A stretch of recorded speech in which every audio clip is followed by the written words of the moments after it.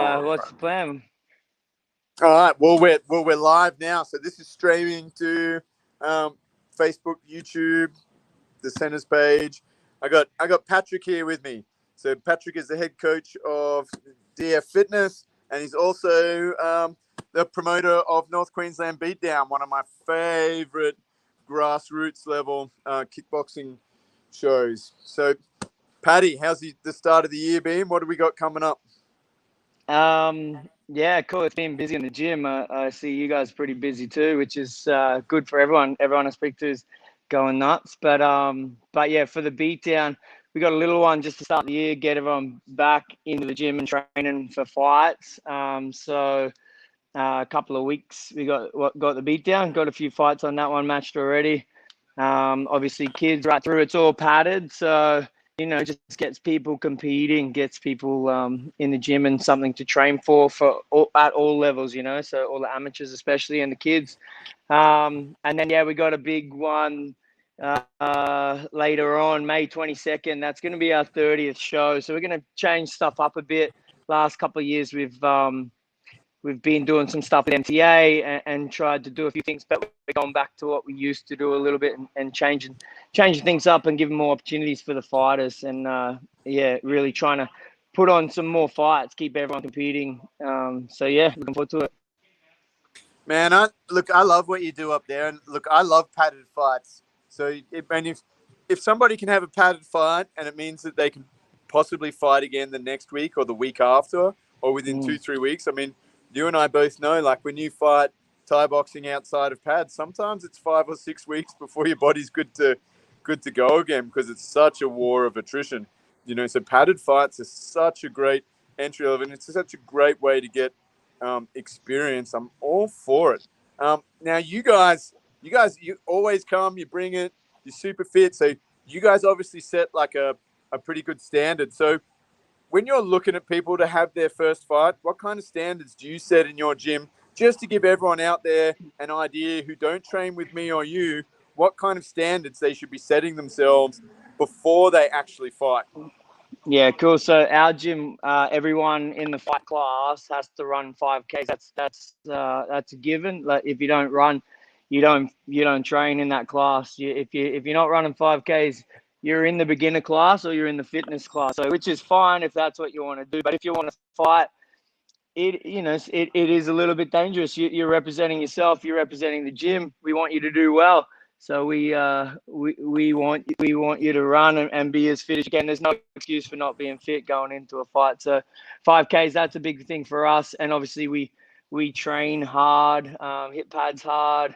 And that's why we like to be fit going into fights. We do a lot of technique as well, but yeah, that's the standard 5Ks. I think that's what helps us. So yeah.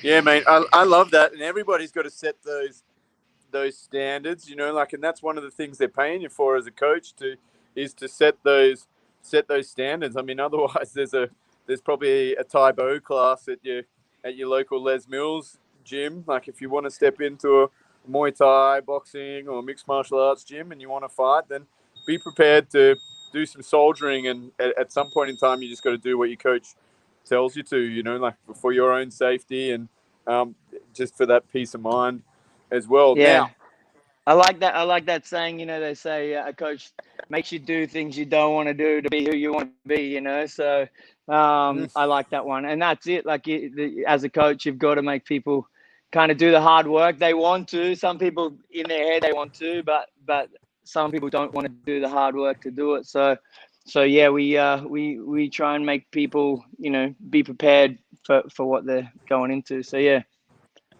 yeah, and that's where the belief comes from, is from all that hard work as well. Like if you're gonna train people to believe in themselves, you got to like start asking them to ask more of themselves as well. That's where the belief comes from. So Yeah. you got to kind of play on that tightrope there somewhere as well. Now, what would be your advice to people out there too that might be looking for their next martial arts gym? Obviously, you've been running yours for a while. It's going well. It's super healthy. You've had plenty of students come and go. What's your advice to your students when they're leaving of how to find a new club in their new town? Um, my advice, like you've got to get, I think the community, you've got to enjoy where you are at the end of the day. You've got to enjoy your training as well. So, and not everyone vibes with every gym as well. So don't be afraid to, like, if you go to a gym, you're not feeling it, go somewhere else. Like we got no hard feelings if someone comes and then goes somewhere else. It's, it wasn't their thing. That's fine. I think just find somewhere where you're happy to be every day and happy to rock up. Obviously, the normal things like you want a trainer who's been there and done that a bit before, and they have other fighters under them who have gone through the same process you're about to go through and are doing well. That's obviously good because, training partners all at a good level, all build everyone's level all through the gyms. So yeah, but somewhere where you're happy to be every day and you're enjoying it, and obviously getting that good level of training, you can't go wrong. If you're consistently there every day, you're gonna get better. You can't help it. It's if you go somewhere you don't really like it, you're only going once a week, something like that, you're not gonna get much out of it. Yeah, consistency. Yeah, if you want to be Yeah, great at Thai boxing, martial arts, jiu-jitsu, fitness, CrossFit, doesn't matter what it is, man, you got to turn up. anything, I'd say life. the minimum, like even if you want to do it recreationally, the minimum is 3 times a week. Come on, at least every bloody 48 hours. Like Yeah, otherwise, your body's just not going to start to adjust because you're not giving it enough. You're not giving it enough reason to adjust, and it's not about the intensity of how you train. It's definitely more about the consistency of how you train as well. yeah, we're starting to see that with a lot of our kids that have come through. Literally were kids, now they're young adults, and now they're fighting for titles and all that kind of thing. The ones that do well are just the ones, they don't do anything in particularly special. They just show up every day, and they have done for a few years, and it just happens. It just happens. You show up every day, and do the work bit by bit, those little things, and then eventually it does pay off. So yeah. Yeah, I love that, and that's one of the messages that that I like to tell my kids. It's like if you guys listen and you guys become good students, it's not a question of if you'll get good; it's just a question of when. Like, don't give up Yeah. until you feel that. Like you'll never feel it if you keep giving up. Yeah, So yeah, I let's do with let's our kids. With our kids, like I really, the kids is slightly different. Like I really try, and some kids, they get a lot of pressure. Some kids get very good at a young age. There's a lot of pressure to compete and be at the nationals or be at the worlds or whatever. But for me, those kids are amazing. Like they're going to be way better than I ever was. As long as I can keep them enjoying their training and sticking around, they're gonna be amazing. They're already amazing. So for the kids especially, they just got to have fun. They just got to enjoy it. So they come every day and have fun with the community, and then they're gonna be amazing. Like it blows my mind to see the kids. Some of the level that the kids fight at, it absolutely blows my mind. So yeah, especially with the kids, if they can enjoy it and just come every day, they're gonna be good. They're gonna be way better than me or you. That's for sure. Yeah. I agree. I agree with that statement, 100%. Yeah, no worries at all. Yeah, most of them are already better. Um, it's so good, and it's like it's a fun thing for you and me to do. And I love everybody doing martial arts, and it's fine if people never want to compete.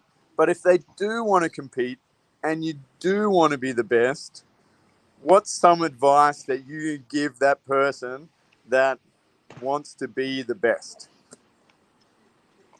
Ooh, wants to be the best. I think just surround yourself with a good team. Surround yourself with good people. As I said before, people that have done what you're trying to do. I mean, anything in life is kind of like that. So don't be the best in the room. You know what I mean?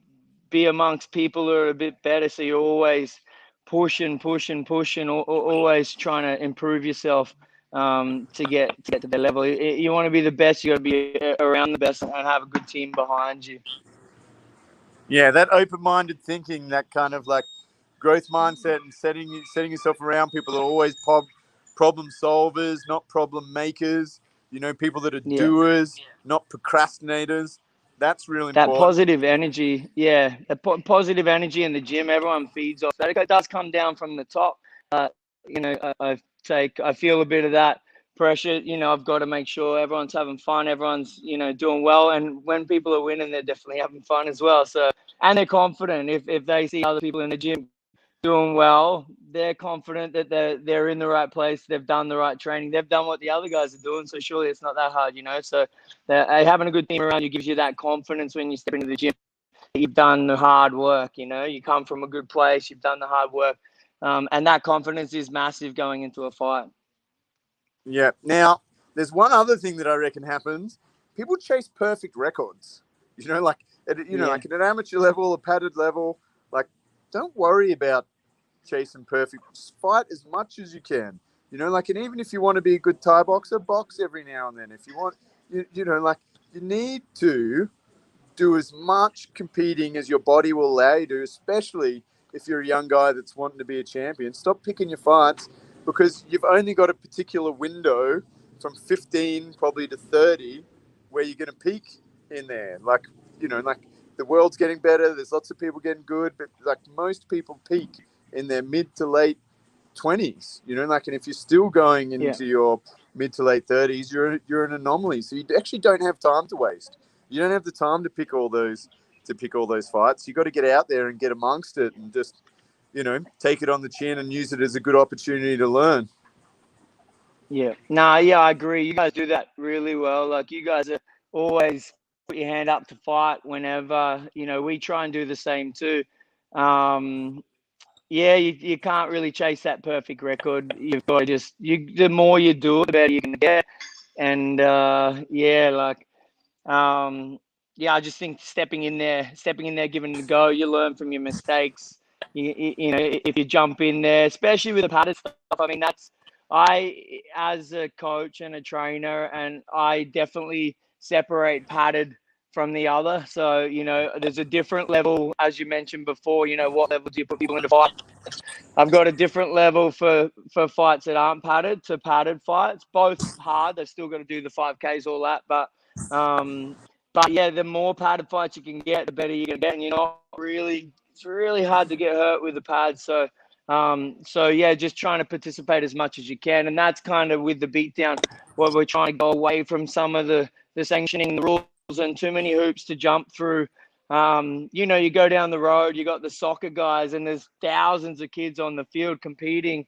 And in Muay Thai, we haven't got that many people, so we need to just keep everyone being participating. And some of the sanctions and that, it's good. I can see what they're doing, trying to have rules and that, but to stop people getting hurt. But yeah, it takes away from being able to match some of the fights that still would have been a fair fight. So yeah, I think just competing as much as you can, bro, and getting in there, and don't be too worried, especially with hard stuff. It's really hard to get hurt. So yeah. Yeah, I mean, kids especially. If I can find another kid within 2 years and within 3 kilos and within 6 fights, man, that's magical. Like, that's a big win. It's a decent sized window, but people are looking for windows that are way too close.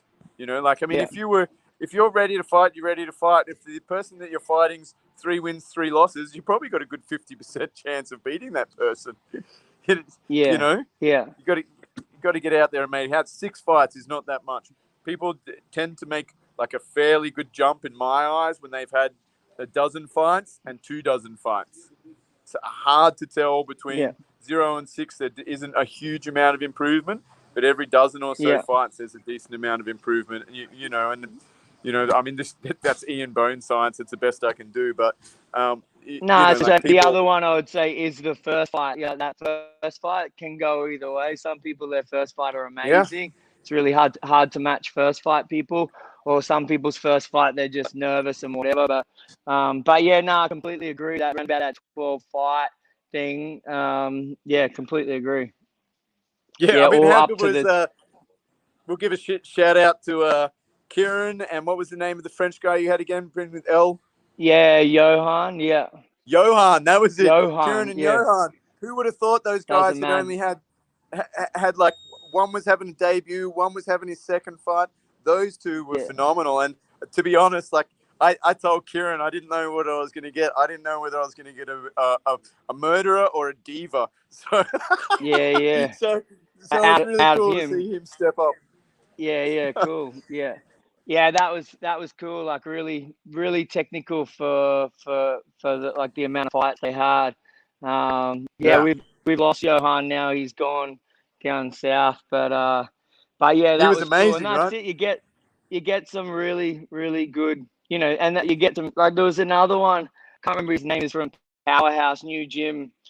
First fight.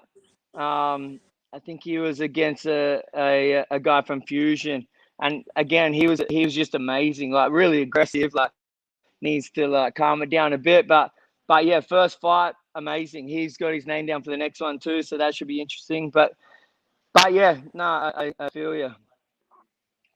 All right, awesome. I reckon there's some gold there for people either looking for a new cub, looking to fight, or just looking to set better standards for themselves. So I'm looking forward to catching up with you in a fortnight, Patrick. I'm pumped to be coming up with a couple of guys. So let's keep doing it. I love fighting you guys, and I think it's good, nice, healthy competition. Yeah, cool. Cheers, man. Yeah, you guys, 2 weeks away.